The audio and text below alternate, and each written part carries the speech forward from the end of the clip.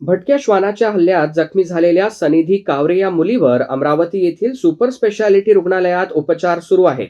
या घटनेची माहिती मिळताच आमदार संजय खोडके यांनी रात्री सुमारे 10:30 वाजता स्वतः रुग्णालयात जाऊन जखमी मुलीच्या प्रकृतीची विचारपूस केली.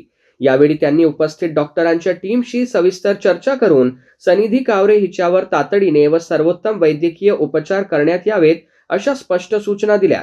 तसेच उपचारात कोणताही विलंब होऊ नये आणि आवश्यक औषधी व सुविधा तात्काळ उपलब्ध करून घ्याव्यात असेही त्यांनी सांगितले. याच भेटी दरम्यान आमदार संजय खोडके यांनी रुग्णालयाची अचानक पाहणी केली. शासनामार्फत उपलब्ध करून दिल्या जाणाऱ्या आरोग्य सेवा, रुग्ण व त्यांच्या नातेवाईकांना मिळणाऱ्या सुविधा, रुग्णालयातील स्वच्छता, रात्रीच्या शिफ्टमधील डॉक्टर व कर्मचाऱ्यांची उपस्थिती तसेच विविध विभागातील कामकाजाची त्यांनी प्रत्यक्ष पाहणी करून संबंधित अधिकाऱ्यांकडून माहिती घेतली.